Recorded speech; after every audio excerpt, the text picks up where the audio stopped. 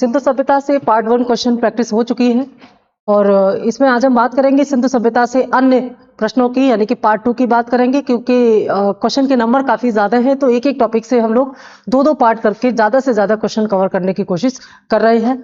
तो जैसे कि मैंने बताया था कि व्याख्या पर ज्यादा ध्यान देते हुए हम इस प्रैक्टिस सेट के माध्यम से आपके संपूर्ण इतिहास का रिवीजन करा रहे हैं, और यह रिवीजन उन बच्चों को ध्यान में रख करके कराया जा रहा है जो संभावित अभी जो कमिंग एग्जाम देने वाले हैं, जिनकी डेट आ चुकी है, फरवरी, मार्च, अप्रैल जो भी है, तो उनको ध्यान में रख करके एमसीक्यू टाइप के क्वेश्चन ये टीजीटी, पीजीटी, नेट, जेआरएफ और अन्य जो भी एग्जाम है उनके लिए ये तैयार किए जा रहे हैं। इसके अलावा सुबह 8:30 बजे से ऑनलाइन ऑफलाइन बैच शुरू हो चुका है, और जो ऑफलाइन बैच है उसी को डायरेक्ट सीधे ऑनलाइन किया गया है। जो बच्चे उसमें क्लास के लिए इंटरेस्टेड हो, कमिंग एग्जाम के लिए तैयारी करने के लिए, वो इसमें जो नंबर दिया गया है उस पर कॉन्टेक्ट कर सकते हैं या डायरेक्ट आकर के ऑफिस में मिल सकते हैं। तो चलिए हम चलते हैं सिंधु सभ्यता के पार्ट 2 के प्रश्नों के अध्ययन के लिए, और इनमें हमारा पहला जो प्रश्न है स्क्रीन पर आपके सामने है।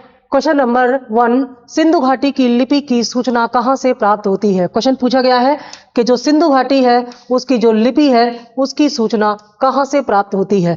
आप सभी जानते हैं सिंधवासियों को लिपि का ज्ञान था, लेकिन उनको लिपि का जो ज्ञान था, और इनकी लिपि को अभी तक पढ़ा नहीं जा सका है, लेकिन लिपि ज्ञान था, तो हमें ये कैसे पता चला है कि सिंधु काल के लोग लिखना जानते थे? ए आभूषणों से, बी मूर्तियों से, सी मोहरों से और डी खिलौनों से। तो इसका सही उत्तर होगा सी मोहरों से। मोहरें क्या होती हैं? जैसे स्टैंप जिसको हम बोलते हैं, मैंने आपको बताया था, एक होती है मोहरें, एक होती है मुद्राएं। ये मोहरें थी और इन मोहरों का व्यापारियों द्वारा पैमाना प्रयोग किया जाता था। बड़े पैमाने पर मोहरें मिलने के कारण ऐसा माना गया है कि सिंधु सभ्यता में व्यापार बड़े जोरों पर होता था। तो यहाँ पर व्यापारियों की जो मोहरें थी, उन मोहरों पर लिपि जो है अंकित रहती थी या अक्षर अंकित रहता था, ठीक है। और इन्हीं अक्षरों और लिपियों से हमें पता चलता है कि यानी कि सबसे ज्यादा जो अक्षर मिले हैं सिंधु सभ्यता की लिपि के, वे इन मोहरों से ही मिले हैं। इसके अलावा एक स्थान है यहाँ पर धौलावीरा। धौलावीरा में एक जो नेम प्लेट टाइप की से, या जिसको हम साइन बोर्ड कह सकते हैं, एक साइन बोर्ड मिला है जो कि व्हाइट कलर का एक पॉलिशदार पत्थर है, जिस पर एक साथ कई अक्षर 10 से लेकर के 15 अक्षर सिंधु लिपि के इस धौलावीरा के साइन बोर्ड से प्राप्त होते हैं। लेकिन सबसे ज्यादा जो लिपि या अक्षर जो अंकित मिलते हैं वो सिंधुकालीन मोहरों से मिलते हैं। ये इसका सही उत्तर होगा। आगे प्रश्न नंबर 2, हड़प्पा सभ्यता में निम्नलिखित किस लिपि का प्रयोग किया जाता था? पूछा गया है कि सिंधुकालीन लोग जो लिपि का इस्तेमाल करते थे उनकी लिपि को क्या कहा जाता है? ए वर्णात्मक, बी चित्रात्मक, सी ध्वनिबोधक और डी शब्दांश। तो हमने जो तमाम अक्षर मिले हैं सिंधु सभ्यता के, उनका अध्ययन करने के बाद ये देखा गया कि वे चित्रात्मक लिपि थी। इसी चित्रात्मक लिपि को पिक्टोग्राफी भी कहा जाता है। क्या कहा जाता है? पिक्टोग्राफी। इसमें जो है सबसे बड़ी बात थी कि इनकी जो लिपि है ना, वो कैसे लिखी जाती थी? दाएं से बाएं। जैसे उर्दू लिखा जाता है ना, ऐसे ही दाएं से बाएं। वर्तमान जो देवनागरी लिपि हम लिखते हैं वो कैसे लिखते हैं? वो हम दाएं से आगे बढ़ के लिखते हैं, बाएं, लेकिन ये बाएं से यहाँ पर थोड़ा सा मैं फिर से एक बार बता दूं, कंफ्यूजन हो रहा है। जो हड़प्पा सभ्यता की जो लिपि है वह चित्रात्मक थी। चित्रात्मक यानी कि पिक्टोग्राफिक, जिसमें भाव चित्रात्मक पिक्चर इनके बने हुए थे। और ये जो लिपि थी ये बाएं से दाएं लिखी जाती थी, और बाएं से दाएं लिखने का मतलब है कि इस लिपि में जो यहाँ बाएं दाएं से थोड़ा सा प्रॉब्लम हो रही है, इसको लेफ्ट राइट हम लोग देख लेते हैं, ठीक है। लेफ्ट राइट यानी कि राइट टू लेफ्ट लिखा जाता था, दाएं से बाएं। थोड़ा सा मुझे राइट और लेफ्ट में थोड़ा सा दिक्कत होगी, तो यहां दाएं से बाएं, दाएं से बाएं ऐसे आप जानना है। दाएं यानी कि राइट और बाएं मतलब लेफ्ट। कैसे लिखी जाती थी? दाएं से बाएं। तो दाएं से बाएं किधर हो जाएगा? यहां से शुरू करेंगे, इस तरफ बाईं तरफ जाएगा ना, तो इसको कहेंगे दाएं से बाएं। और वर्तमान में जो हम लिखते हैं देवनागरी लिपि, वो कैसे लिखते हैं? वो हम दाएं से शुरू करते हैं, इस तरह से, ठीक। तो इसको इस तरह से समझिएगा। तो फिलहाल पूछा गया है कि लिपि का प्रयोग जो किया गया था वो कौन सी लिपि थी, तो वो चित्रात्मक लिपि थी, यानी कि इन्होंने जो अक्षर लिखे हैं वो चित्र के रूप में लिखे हुए हैं। इनमें तमाम, जैसे कहीं मछली का चित्र बना हुआ है तो कहीं कोई पक्षी बना हुआ है, अब उनको डिकोड करना बड़ा मुश्किल हो रहा है कि उसका मतलब क्या है। जैसे पक्षियों के या जो भी चित्र हैं उनके डायरेक्शन चेंज हो जा रहे हैं, तो उनका मतलब मीनिंग नहीं समझ में आ रहा है, क्योंकि ये भाव चित्रात्मक है, यानी कि पक्षियों के भाव में परिवर्तन होने से उस शब्द का अर्थ बदल जा रहा है, इसीलिए अब तक इसको पढ़ा नहीं जा सका है। तो सही उत्तर होगा चित्रात्मक लिपि इनकी है। प्रश्न नंबर 3, सिंधु घाटी सभ्यता का प्रसिद्ध नगर हड़प्पा कहां पर स्थित था? सिंधु घाटी सभ्यता का प्रसिद्ध नगर हड़प्पा कहां पर स्थित था? ए सिंधु नदी के तट पर, बी रावी नदी के तट पर, सी गंगा नदी के तट पर और डी सरस्वती नदी के तट पर। तो इसका सही उत्तर होगा हड़प्पा रावी नदी के तट पर था और मोहनजोदड़ो सिंधु नदी के तट पर था। गंगा नदी के तट पर अभी तक कोई भी सिंधुकालीन स्थल प्राप्त नहीं हुआ है, ये बहुत महत्वपूर्ण बात है। और इसके अलावा जो सिंधु नदी है, सिंधु नदी के तट पर मोहनजोदड़ो के अलावा चन्हुदड़ो, कोटदीजी आदि स्थान भी यहां पर मिलते हैं। तो एक प्रश्न यहां से यह भी तैयार हो रहा है कि गंगा नदी के तट पर अभी तक एक भी सिंधुकालीन स्थल प्राप्त नहीं हुआ है। ठीक है, इस प्रश्न का उत्तर क्या है? रावी नदी के किनारे हड़प्पा स्थल है। मोहनजोदड़ो के महान स्नानागार की खोज किसने की थी? आपने देखा था पीछे जहां पर हमने हड़प्पा कालीन स्थलों के बारे में बताया है। मोहनजोदड़ो वर्तमान पाकिस्तान के सिंध प्रांत में है और यहां से जो तमाम साक्ष्य मिले हैं उनमें से अति महत्वपूर्ण साक्ष्य जो है वो क्या है? महान स्नानागार। काफी बड़े आकार में ये स्नानागार मिलता है और इसके बारे में किसने बताया या इसकी खोज किसने की थी पूछा है। ए मार्शल, बी माधव स्वरूप वत्स, सी आर डी बनर्जी और डी कनिंघम। तो इसके बारे में हम पीछे बात कर चुके हैं, जहां मैंने आपको बताया था हड़प्पा कालीन स्थल, एक कंटेंट यहां मैंने पढ़ाया था आपको, उसमें इसके बारे में बताया है। अगर आपको पता है तो फटाफट बताइए। मोहनजोदड़ो के स्नानागार की खोज किसने की होगी? जिसने मोहनजोदड़ो की खोज की होगी। और मोहनजोदड़ो की खोज किसने की थी? आर डी बनर्जी ने, राखाल दास बनर्जी ने 1922 में मोहनजोदड़ो की खोज की थी और यहीं से महान स्नानागार पाया गया। और इस महान स्नानागार को मार्शल ने क्या कहा है? इन्होंने इसे तत्कालीन विश्व का आश्चर्य कहा है। यहां से भी एक प्रश्न बनता है, किसने सिंधुकालीन जो मोहनजोदड़ो से प्राप्त महान स्नानागार है इसे तत्कालीन विश्व का आश्चर्य कहा? तो ये मार्शल ने कहा है। लेकिन इस प्रश्न का सही उत्तर होगा डी आर डी बनर्जी ने मोहनजोदड़ो के महान स्नानागार की खोज की है। इसको ध्यान में रखेंगे। देखिए, इसके बारे में एक बार प्रश्न पूछा गया था कि कौन सा विद्वान था जिसने सिंधु सभ्यता के संदर्भ में उसके जो उससे प्राप्त साक्ष्यों का महत्व नहीं समझा, तो वो कनिंघम थे। कनिंघम ने कुछ साक्ष्य देखे जब हड़प्पा की खुदाई हुई उससे पहले ही, लेकिन वे इसके महत्व को नहीं समझ पाए और इसका श्रेय इनको नहीं मिला। तो ये एक अलग प्रश्न का उत्तर है आपका। अगला है, सिंधु घाटी के समाज में कौन सा पशु शक्ति के प्रतीक के रूप में या शक्ति के प्रतीक से संबंधित था? यानी कि कौन सा एक पशु था जिसकी पूजा की जाती थी शक्ति के प्रतीक के रूप में? ए वृषभ, बी घोड़ा, सी सिंह, डी गज। गज मतलब हाथी। तो कई बार हम इसके बारे में सुन चुके हैं। वृषभ जो है यह सबसे पवित्र पशु था, शक्ति के प्रतीक के रूप में माना जाता था। और हम ये मान सकते, इसकी तुलना कर सकते हैं कि जो आदि शिव है, यानी कि भारत के संपूर्ण इतिहास में अब तक जितने भी साक्ष्य मिले हैं, सबसे पहले जिनकी पूजा या उपासना के साक्ष्य मिले हैं वे सिंधु काल में पूजे जाने वाले शिव थे, जिनकी आदि शिव के रूप में, पशुपति नाथ के रूप में यहाँ पर पूजा की जाती थी। तो आप जानते ही हैं कि भगवान शिव का जो वाहन है वो नंदी है और नंदी एक बैल ही है। तो वृषभ बैल के रूप में यहाँ शक्ति के प्रतीक के रूप में पूजा की जाती थी। और यह बात हमें कैसे पता चलती है? बहुत सारी मोहरों से, बहुत सारी अलग अलग स्थानों से वृषभ की आकृति या वृषभ के चित्र मिलते हैं, जिससे ये पता चलता है कि सिंध वासियों के लिए यह जो पशु है वह काफी ज्यादा पवित्र था और इस शक्ति के रूप में इसकी वो पूजा किया करते थे। इनमें से अगर ये पूछा जाए कि किसकी जानकारी नहीं थी, तो घोड़े की जानकारी इनको नहीं थी, स्पष्ट जानकारी नहीं थी। हालांकि घोड़े के बारे में संदिग्ध जो साक्ष्य है वो मिलते हैं, चाहे वो सुरकोटदा हो, चाहे लोथल हो, अलग अलग स्थानों से कुछ ना कुछ साक्ष्य मिलता है, लेकिन स्पष्ट घोड़े के साक्ष्य यहाँ पर नहीं मिलते।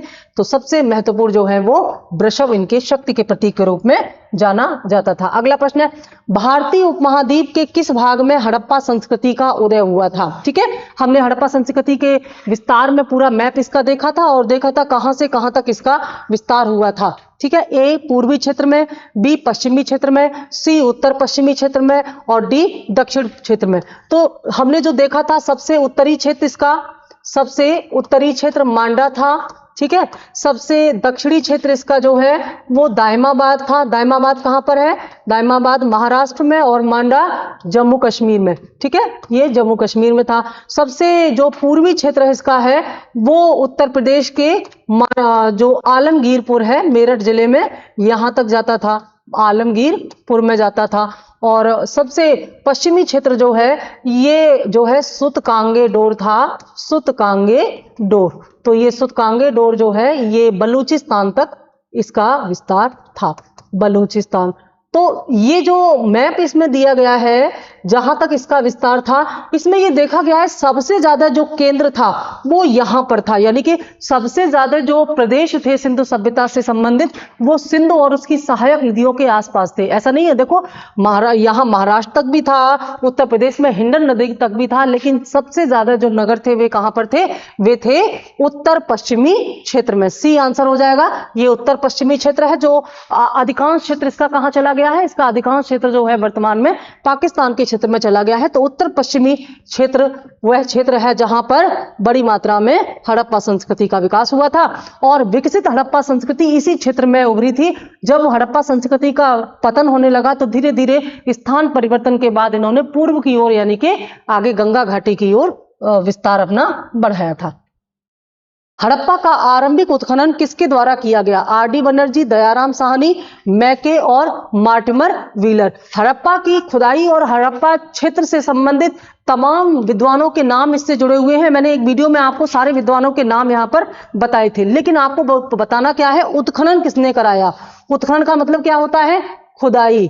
ठीक है, तो खुदाई का कार्य इनमें से किसने कराया? आर.डी. बनर्जी, दयाराम साहनी, मैके और मार्टिमर व्हीलर। तो पीछे आपने देखा कि आर.डी. बनर्जी ने मोहनजोदड़ो की खुदाई कराई थी और मोहनजोदड़ो से पहले 1921 में ही ये जो दयाराम साहनी हैं इन्होंने हड़प्पा का उत्खनन कराया, जो कि हड़प्पा सभ्यता से प्राप्त होने वाला पहला क्षेत्र था और पहली बार यहां से व्यापक सभ्यता के साक्ष्य मिलने लगते हैं। तो इसका आंसर क्या हो जाएगा?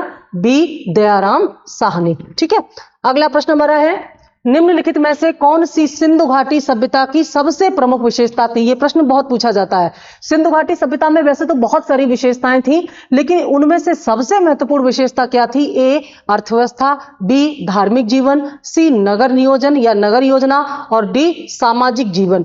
तो सबसे प्रमुख विशेषता थी वो थी नगर नियोजन। इनके जो सिटी प्लानिंग थी, नगरों की जो व्यवस्था थी वह बहुत ही उन्नत किस्म की थी। खासतौर से मोहनजोदड़ो की जो नगर व्यवस्था हम देखते हैं तो उसमें हम देखते हैं कि उस स्तर की नगर व्यवस्था तत्कालीन समय में विश्व की किसी अन्य सभ्यता में नहीं पाई गई थी। और नगर जो है वो कैसे बने हुए थे? नगर एक चार दीवारी रक्षा प्राचीर से घिरे हुए थे। इनमें पश्चिमी टीला और पूर्वी टीला बना हुआ था जो आपस में जुड़े हुए थे और बहुत ही व्यवस्थित तरीके से नगर, यानी कि जैसे एक जाल होता है, सड़कों का जाल बना हुआ था, बहुत ही सिस्टमैटिक करीने से मकान बने हुए थे। तो इस प्रकार की व्यवस्था जो है वो सिंधु घाटी सभ्यता की सबसे प्रमुख विशेषता मानी गई थी, क्योंकि इतनी उन्नत व्यवस्था तत्कालीन समय में कहीं और नहीं थी। इनकी अर्थव्यवस्था कैसी थी? इनकी अर्थव्यवस्था कृषि और व्यापार प्रधान थी। धार्मिक जीवन में ये प्रकृति की उपासना करते थे और सामाजिक जीवन में ये पाया गया कि मात्र सत्तात्मक इनके यहाँ व्यवस्था थी, क्योंकि अधिकांश मात्रा में मात्र देवियों की जो मूर्तियां मिली हैं वे मात्र देवी की मूर्तियां मिली हैं। इनमें सबसे महत्वपूर्ण है उर्वरा देवी की मूर्ति, या उर्वरा देवी की ये लोग पूजा किया करते थे। तो सामाजिक जीवन, धार्मिक जीवन, आर्थिक जीवन, ये सब विशेष था, लेकिन इनमें सबसे ज्यादा विशेष जो था वो था इनका नगर नियोजन। ठीक है, अगला है, निम्न में से कौन हड़प्पा संस्कृति का एक स्थल है जहां से फारस की खाड़ी की मुद्रा उत्खनन या खुदाई में प्राप्त हुई है? ए लोथल, बी कालीबंगा, सी मोहनजोदड़ो और डी धौलावीरा। सही उत्तर होगा ए लोथल, जो कि एक बंदरगाह था और इस बंदरगाह के ये कहां पर स्थित था? ये है आपका गुजरात में स्थित, और ये दुनिया का सबसे प्राचीन बंदरगाह, प्राचीन गोदीवाड़ा था, जहां से पश्चिम एशिया के देशों के साथ व्यापार होता था। और इसका प्रमाण है यहां से मिलने वाली फारस की खाड़ी की मुद्रा, यानी कि फारस की मुद्रा लोथल में मिली है, जिससे यह पता चलता है कि लोथल के लोगों का जो व्यापार था वह फारस के देशों के साथ और आगे देशों के साथ होता था। ठीक है, तो ये महत्वपूर्ण साक्ष्य यहां से मिलते हैं। साक्ष्यों के आधार पर ही तो हम इनके बारे में जानते हैं, अदरवाइज इनकी द्वारा लिखी हुई जो तमाम लिपियां हैं वो तो अभी तक पढ़ी नहीं जा सकी। हो सकता है भविष्य में उनको पढ़ लिया जाए तो हम इनके बारे में और भी ज्यादा जानकारी रख पाएंगे। ठीक है, तो लोथल इसके बारे में है। और इसके अलावा ये जो अन्य क्षेत्र है, धौलावीरा जो है काफी विशाल नगर था। धौलावीरा का नगर नियोजन अलग ही प्रकार का था। जैसे यहाँ पर पश्चिमी दुर्ग और पूर्वी दुर्ग के अलावा एक मध्यमा भी था, जिसमें ये माना गया है कि यहाँ पर समाज के 3 विभाजन हो गए थे, उच्च वर्ग, मध्यम वर्ग और निम्न वर्ग, ऐसा अंदाजा लगाया जाता है। मोहनजोदड़ो जो है इसके बारे में कई बार हम लोग बात कर चुके हैं, कालीबंगा राजस्थान में स्थित है। यहाँ से कई महत्वपूर्ण साक्ष्य मिले हैं जिनकी बात हम पीछे व्याख्या में कर चुके हैं। अगर आप निरंतर ये जो प्रैक्टिस सेट दिए जा रहे हैं इनका अध्ययन कर रहे होंगे तो आप देख रहे होंगे कि पिछले 3-4 सेट को पढ़ने के बाद ही आपको ऐसा लग रहा है कि आपने ऐसा लगभग संपूर्ण सिलेबस का अध्ययन कर लिया है, क्योंकि पहले पढ़ ही चुके हैं। अब ये क्विक रिवीजन के लिए एक तरीका हमने यहाँ पर आपको दिया है, जिससे कि आप अपने संपूर्ण सिलेबस का बहुत ही कम समय में अध्ययन कर सकें। क्वेश्चन नंबर 10, गोदीवाड़ा का साक्ष्य हड़प्पा संस्कृति के किस स्थान से प्राप्त हुआ है? गोदीवाड़ा यानी कि डकयार्ड, जहां जहाजों का लंगर लगाया जाता था, जहां नाव को रखा जाता था और यहीं से जो है जल मार्ग के द्वारा व्यापार किया जाता था। तो कहां से मिला है? अभी हमने बताया लोथल से, क्योंकि लोथल दुनिया का सबसे पुराना बंदरगाह था। ये गुजरात की कच्छ की खाड़ी के समीप स्थित है, तो यहाँ ये इसका उत्तर होगा। बाकी आप यहाँ पर हम आपको बता चुके हैं पिछले व्याख्या में। अगला प्रश्न है, निम्नलिखित हड़प्पा स्थलों में से किस एक स्थल से गर्त आवास के साक्ष्य मिलते हैं? गर्त आवास किसे कहते हैं? गर्त आवास होता है जमीन के अंदर गड्ढों को खोद करके आवास जो बनाए जाते हैं, उन्हें क्या कहते हैं? गर्त आवास कहते हैं। ठीक है, ए राखीगढ़ी, बी बनावली, सी प्रभास पाटन और डी कुणाल। ये प्रश्न आपने अगर कभी सुना हो तो आपने इसमें देखा होगा कि ये जो कुणाल है अक्सर इसकी चर्चा कम होती है, कुणाल करके लिखा रहता है, ऐसे करके कुणाल, तो शायद आप पहचान लें। यहां से चांदी के 2 मुकुट मिले हैं, ये इसकी खास विशेषता है। और यहां से गर्त आवास के साक्ष्य मिलते हैं। देखो, जो बुर्जहोम से गर्त आवास के साक्ष्य मिलते हैं वे नवपाषाण काल के हैं, और ये बात हो रही है हड़प्पा सभ्यता की। तो कभी अगर ये पूछा जाए कि हड़प्पा सभ्यता में या हड़प्पा कालीन स्थलों में कहां से गर्त आवास के साक्ष्य मिलते हैं और उसमें बुर्जहोम भी लिखा रहे, तब भी आप इसी को कुणाल को ही लगाना, क्योंकि बुर्जहोम हड़प्पा कालीन स्थल नहीं है, जबकि कुणाल हड़प्पा कालीन स्थल है। इसको बहुत ध्यान में आप रखेंगे। और ये जो कुणाल है ये हरियाणा राज्य में पड़ता है, हरियाणा में स्थित है। ठीक है, इसके अलावा ये जो आपकी बनावली है ये भी हरियाणा में ही पड़ता है, बनावली हरियाणा में पड़ता है। कालीबंगा राजस्थान में है और बनावली हरियाणा में है। इसके अलावा आपका जो ये राखीगढ़ी है ये भी हरियाणा में है। ये 3 राज्य, इसमें 3 क्षेत्र जो है एक ही राज्य से है, हरियाणा में। और प्रभास पाटन जो है ये गुजरात से है, ये गुजरात राज्य में। ये ज्यादा चर्चा में नहीं रहते ना, तो इनके बारे में बहुत कम जानते हैं हम। यहाँ पर जान लीजिए।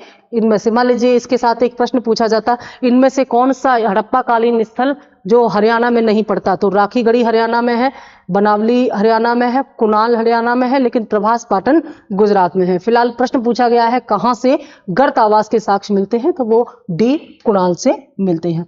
अगला प्रश्न है हमारी स्क्रीन पर, लोथल और चन्हूदड़ो का सर्वाधिक महत्वपूर्ण उद्योग क्या था? हमने पीछे देखा था सिंधु सभ्यता की विशेषताओं में कि सिंधु सभ्यता में व्यापार बहुत उन्नत स्थिति में था, और व्यापार जो था वो मुख्य रूप से किस किस का होता था? संभव था वस्त्र उद्योग भी यहाँ पर था, मन का उद्योग था, बटकरे आदि का उद्योग था, लकड़ी का यानी कि बढ़ईगिरी का व्यापार होता था। ये सारे व्यापार यहाँ पर होते थे। पूछा गया कि लोथल और चन्हूदड़ो, जब खुदाई हुई तो ऐसा पाया गया कि लोथल और चन्हूदड़ो में ये मुख्यतः औद्योगिक केंद्र थे। तो पूछा गया है किस चीज का उद्योग यहाँ पर महत्वपूर्ण था। ए जहाज निर्माण, बी मन का उत्पादन, सी हथकरघा वस्त्र उद्योग और डी धातु कर्म उद्योग। तो इसका हमने आंसर जो है हमारा राइट आंसर होगा वो है मन का उत्पादन। मन का उत्पादन में जैसे मोहरें बनती थी, मन के बनते थे सेल खड़ी के, यहाँ पर बहुत सारे बटखरे बनते थे, जो बाट माप आदि होते हैं, इसकी तमाम जो साक्ष्य हैं वो खुदाई में यहाँ से मिले हैं और इनसे पता चलता है कि ये ऐसे औद्योगिक नगर थे जहाँ बड़े पैमाने पर, खासतौर से चन्नूदड़ों में तो बड़े पैमाने पर यहाँ पर इस तरह से मनका बनाने का कारखाना मिलता है। चन्नूदड़ों से एक और बहुत इंटरेस्टिंग चीज मिलती है और वो क्या है, लिपस्टिक मिलती है। सौंदर्य प्रसाधन के तमाम चीजें यहाँ से मिलती हैं और ये लिपस्टिक के शायद ये दुनिया की सबसे पुरानी लिपस्टिक है जो चन्नूदड़ों से मिलती है। ठीक है, तो मनका बनाने का जो कारखाना था वो चन्नूदड़ों में मिला है और लोथल में भी मनके बनाने के कारखाने यहाँ पर मिलते हैं। ठीक है, अगला, सिंधु सभ्यता काल के लोगों के घर किससे बनाए जाते थे। सिंधुकालीन सभ्यता जो है कैसी थी, नगरीय सभ्यता थी। ठीक है, नगरीय सभ्यता थी। तो यहाँ के लोगों के घर किसके बने होते होंगे, पत्थर से, मिट्टी से, कच्ची ईंटों से, पक्की ईंटों से।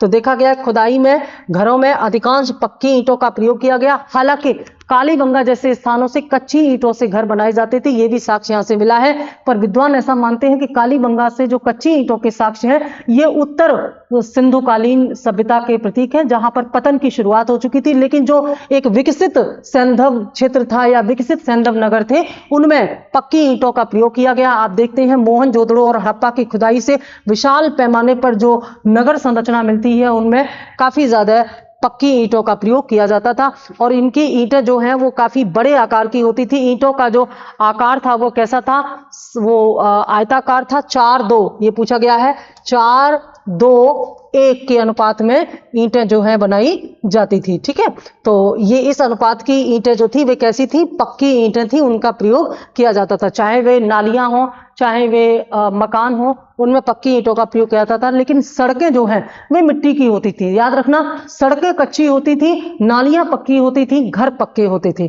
ठीक है, और जैसे धौलावीरा में पत्थर का भी प्रयोग किया गया मकान बनाने में, कालीबंगा में कच्ची ईंटों का भी प्रयोग किया गया है, सड़क बनाने में मिट्टी का भी प्रयोग किया जाता था। लेकिन बड़े पैमाने पर जो घर बनते थे वे पक्की ईंटों से बनाए जाते थे। तो आंसर हमारा होगा डी। अक्सर ऐसा हम देखते हैं कि जो इतिहास में या किसी भी सब्जेक्ट में ऐसा होता है जहां पर हमें लगता है एक से अधिक प्रश्न है या वही चीज बार बार सामने आती है तो उसको तार्किक आधार पर जवाब तुलना कर ले। जैसे अगर आप ये नहीं कह सकते कि कच्ची ईंटों का प्रयोग नहीं होता था, आप ये भी नहीं कह सकते कि पत्थर का प्रयोग, लेकिन आप ये कह सकते हैं कि ज्यादातर जो घर है वहां पर पक्की ईंटों का प्रयोग किया जाता था। तो हमारा आंसर डी हो जाएगा। ठीक है, अगला हमारा क्वेश्चन, सिंधु घाटी सभ्यता के निम्नलिखित स्थलों में से कौन सा एक उत्तर प्रदेश में स्थित है। अभी जो हमने मैप में आपको बताया था सबसे पूर्वी स्थल ये उत्तर प्रदेश में ही है। तो उत्तर प्रदेश में कौन सा है, आलमगीरपुर। आलमगीरपुर कहाँ पड़ता है, उत्तर प्रदेश के मेरठ जिले में पड़ता है और ये हिंडन नदी के किनारे है। कहाँ पर है, हिंडन नदी के किनारे है। लेकिन ये जो आलमगीरपुर है ये वास्तव में विकसित सभ्यता का, विकसित सिंधु सभ्यता का प्रतीक नहीं बल्कि जो उत्तरकालीन सिंधु कालीन नगर थे उनका ये उदाहरण है। तो यहाँ से उस प्रकार की वस्तुएं प्राप्त नहीं होती जैसे कि हड़प्पा और मोहनजोदड़ो और अन्य स्थल से मिलती हैं। ये लोथल हम देख ही चुके हैं, गुजरात में पड़ता है। ठीक है, कालीबंगा हमारा राजस्थान में पड़ता है और चन्नूदड़ो जो है ये इसी जो मोहनजोदड़ो है उसी के समीप ये पड़ता है, चन्नूदड़ो। ठीक है, तो यहाँ पर ये समझ लीजिएगा। और ये हमारे 15 क्वेश्चन का एक सेट था यहाँ पर, इसको हमने आपको बताया। देखिए क्वेश्चन के नंबर हमने पहले 10 से शुरू किए थे लेकिन कुछ बच्चों ने डिमांड किया कि 10 क्वेश्चन बहुत कम है, क्वेश्चन के नंबर बढ़ा दीजिए, तो इसको हमने 15 कर दिया है। और अगर आगे हमें लगेगा कि क्वेश्चन थोड़े और बढ़ाने चाहिए तो हम उस पर भी ध्यान देंगे। फिलहाल 15 प्रश्नों के ये जो सेट हैं इसलिए छोटे छोटे सेट बनाए जा रहे हैं ताकि इनको बार बार आप रिवाइज कर सकें और एग्जाम से पहले बार बार इनको सुन सकें, क्योंकि अभी एक लंबा सिलेबस है, काफी सारे सेट आपके लिए प्रैक्टिस सेट यहाँ आने वाले हैं। तो इनको पढ़िए, सुनिए, इनको एंजॉय करिए और इनके व्याख्या के आधार पर संभावित प्रश्नों के उत्तर तलाशिए। Thank you.